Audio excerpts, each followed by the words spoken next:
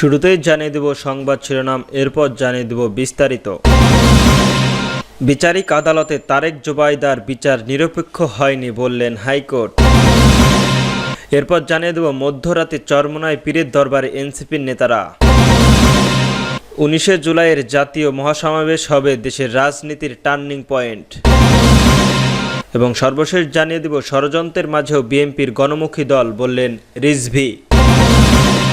বিচারিক আদালতে তারেক জুবাইদার বিচার নিরপেক্ষ হয়নি জানালো হাইকোর্ট। বিএনপির ভারপ্রাপ্ত চেয়ারম্যান তারেক রহমান ও তার স্ত্রী ডাক্তার জুবাইদা রহমানের বিরুদ্ধে দুর্নীতির মামলায় বিচারপতি আদালতের বিবেচনা বিচারে নানা অসঙ্গতি উঠে এসেছে। এই সঙ্গে দ্রুতগতিতে সাক্ষী নেওয়া ও রায় ঘোষণা করা জুবাইদা রহমানকে নোটিশ ইস্যু না করা এবং অভিযোগের গঠনের আইনের ব্যাহত হয়েছে। সোমবার সুপ্রিম কোর্টে ওয়েবসাইটে প্রকাশিত 52 পৃষ্ঠার পূর্ণাঙ্গ রায়ের এসব কথা তুলে ধরা হয়েছে। একই দিনে সম্পদে তথ্যগোপন ও জ্ঞাত আয় বহির্ভূত সম্পদ অর্জনের অভিযোগে দায়ে করা মামলা 9 বছরের সাজা থেকে তারেক রহমান ও জুবাইদা রহমানকে 3 বছরের সাজা থেকে খালেদা জিয়াকে রায় প্রকাশ করেছে হাইকোর্ট। হাইকোর্টের রায়ের পর্যবেক্ষণ বলেছেন, বিচার আদালতে 2 মাস 4 দিনে 42 সাক্ষী সাক্ষ্য নেওয়া এবং 8 দিনের মধ্যে রায় দেওয়ার এমন দ্রুত গতি ও সমাপ্তির ব্যাপকভাবে বিশ্বাস তৈরি করেছে যে বিচার নিরপেক্ষভাবে হয়নি। এর আগে 28 মে খালাসের রায় দেন হাইকোর্ট। সাজার বিরুদ্ধে জুবাইদা রহমানের দায়ের করা আপিলের শুনানি শেষে বিচারপতি মোহাম্মদ খসরুজ্জামানের এক হাইকোর্টের বেঞ্চে রায় ঘোষণা করা হয়। গত 26 মে আপিল শুনানি শেষ হয়। এর আগে 14 মে মামলায় তারেক রহমান জুবাইদা রহমানকে জামিন দেন হাইকোর্ট। একই সঙ্গে সাজার বিরুদ্ধে জুবাইদা রহমানের আপিল শুনানির জন্য আবেদন গ্রহণ করা আদালত। উল্লেখ 2007 সালে 26 সেপ্টেম্বর তারেক রহমানের জুবাইদা রহমান ও তার মা সৈয়দা ইকবাল মান্দো বানুর বিরুদ্ধে রাজধানীর কাফরুল থানার এই মামলা করে দুদক। বিচার শেষে 2023 সালে 2 আগস্ট জ্ঞাত আয় বহির্ভূত সম্পদ অর্জনের মামলায় তারেক রহমানকে 2টি অভিযোগ 9 বছর ও ডাক্তার জুবাইদা রহমানকে 3 বছরের কারাদণ্ড দেন ঢাকা মহানগরের জ্যেষ্ঠ বিশেষ জজ আদালতের তৎকালীন বিচারক মোহাম্মদ আসাদুজ্জামান। রায়ের দুর্নীতি কমিশন দুদক আইন 2004 এর 26 ধারায় তারেক রহমানের 3 বছর ও 27(1) ধারায় 6 বছরের কারাদণ্ড দেওয়া হয়। এছাড়াও তাকে 3 কোটি টাকা জরিমানা করা হয়। জুবাইদা রহমানকে 27(1) ধারায় 3 বছর কারাদণ্ড দেওয়া হয়। একই সঙ্গে তাকে 35 লাখ টাকা জরিমানা করা হয়। মধ্যরাতে চরমোনাই পীরের দরবারে এনসিপি নেতারা।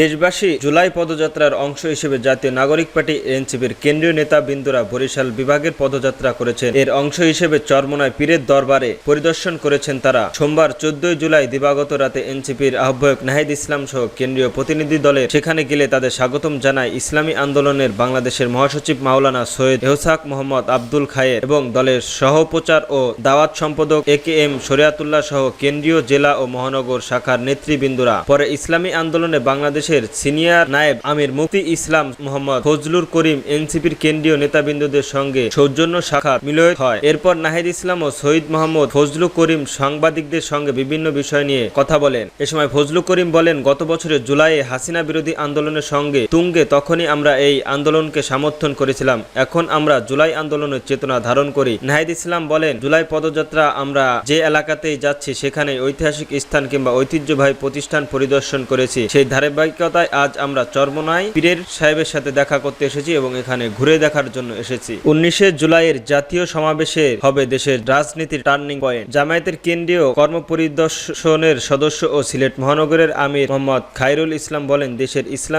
ইসলামী আন্দোলনকে নিয়ে ষড়যন্ত্রের অতীতে সফল হয়নি, ভবিষ্যতেও হবে না। দেশের নতুন ফ্যাসিবাদ ও স্বৈরাচারের উত্থান বন্ধ করতে হবে। 19 জুলাই জাতীয় সমাবেশে হবে ফ্যাসিবাদ মুক্ত বাংলাদেশ গড়ার ঐতিহাসিক মহড়া। ওই সমাবেশে হবে দেশের রাজধানী টার্নিং পয়েন্ট। সোমবার বিকেলে সিলেট মহানগরী আম্বরখানার মহাসমাবেশে সফলের লক্ষ্যে সিলেটের মহানগরী বিমানবন্দর থানা জামায়াতের আয়োজিত প্রচার মিছিল পরিবর্তনের সংক্ষিপ্ত সমাবেশে প্রধান অতিথির বক্তব্যে তিনি এসব কথা বলেন। খায়রুল ইসলাম বলেন, দেশের আওয়ামী ফ্যাসিস্ট মুক্ত হলেও ফ্যাসিবাদী আচরণ বন্ধ হয়নি। ফ্যাসিবাদী মনোভাবের কারণে দেশের চাঁদাবাজি ও সন্ত্রাসের স্বর্গরাজ্যে পরিণত হতে চলেছে। পত্রিকার পাতা খুললে চাঁদাবাজি, মানুষ খুন, হামলা মামলার ভয়াবহ সংবাদ জাতিকে ভীত সন্তুষ্ট করে তুলেছে। চাঁদার জন্য প্রকাশ্যে দিবালয়ে পাথর দিয়ে মানুষকে খুন করে লাশের উপর নিত 28 অক্টোবর লগি বৈঠকের নিত্যসংহিতা পুনরাবৃত্তি। তিনি বলেন, এমন নৃশংসতা জুলাই আগস্টের আন্দোলনে ছাত্র জনতার রক্তের সঙ্গে প্রতারণার শামিল। চাঁদাবাজি ও সন্ত্রাসের কর্মকাণ্ড বন্ধ করতে অন্তর্বর্তীকালীন সরকারের কার্যকর উদ্দেশ্যে নিতে হবে। সব গণহত্যার বিচার, সংস্কার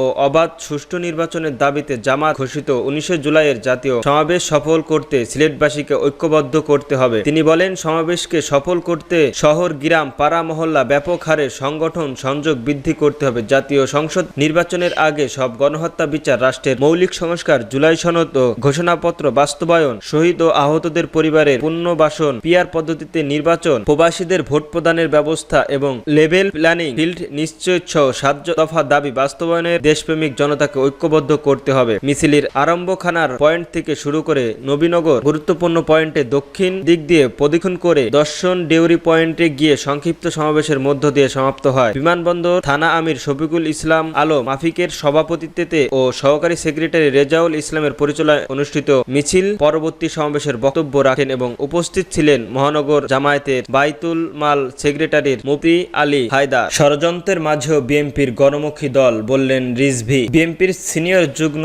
মহাসচিব অ্যাডভোকেট রুহুল কবির রিজভী বলেছেন, অতীতে সব অপপ্রচার ও নানামুখী ষড়যন্ত্রের হাওয়ায় মিলিয়ে গেছে, কারণ ষড়যন্ত্রের মাঝেও বিএনপি গণমুখী দল। সোমবার বিকেলে নারায়ণগঞ্জের রূপগঞ্জ উপজেলা ভুলতায় জেলায় বিএনপির আয়োজিত প্রাথমিক সদস্য নবায়ন ও সংগ্রাম কর্মসূচির উদ্বোধনী অনুষ্ঠানে প্রধান অতিথির বক্তব্যে তিনি এসব কথা বলেন। রিজভী বলেন, দেশে নতুন করে অশান্তি ও আরকাজা সৃষ্টি করা হচ্ছে, মব ম্যাজিস্ট্রেটের নামে বিশৃঙ্খলা ছড়ানো হচ্ছে, এমনকি ছোট ছোট শিশুদের দিয়ে বিএনপির নামে কুৎসা রটানো হচ্ছে।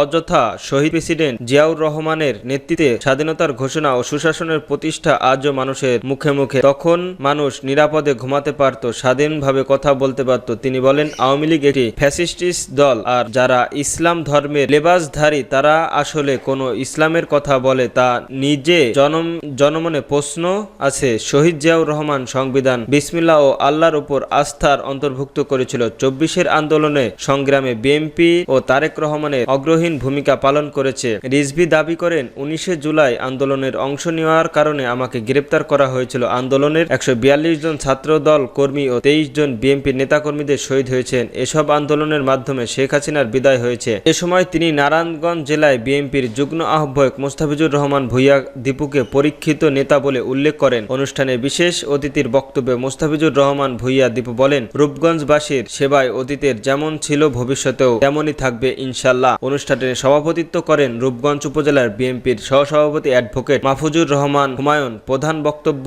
ছিলেন বিএনপির ঢাকা বিভাগের সহ সাংগঠনিক সম্পাদক বেনজির আহমেদ টিটু। বিশেষ বক্তা ঢাকা জেলা বিএনপির মহাসচিব খন্দকার আবু আশরাক। সঞ্চালনায় ছিলেন রূপগঞ্জ উপজেলায় বিএনপির সাধারণ সম্পাদক বশির উদ্দিন বাচ্চু। অন্যদের মধ্যে উপস্থিত ছিলেন নারায়ণগঞ্জ জেলার বিএনপির সহসভাপতি অধ্যাপক মামুন, সিনিয়র যুগ্ম আহ্বায়ক মোস্তাফিজুর রহমান ভূঁইয়া দীপু, যুগ্ম আহ্বায়ক মাকসুল ইসলাম রাজীব, সাবেক সাধারণ সম্পাদক গোলাম ফারুক খোকন ছাড়াও প্রমুখ। অনুষ্ঠানে শেষে শহীদদের পরিবারের মাঝে নগদ অর্থ সহায়তার প্রদান করেন রুহুল কবির রিজভী।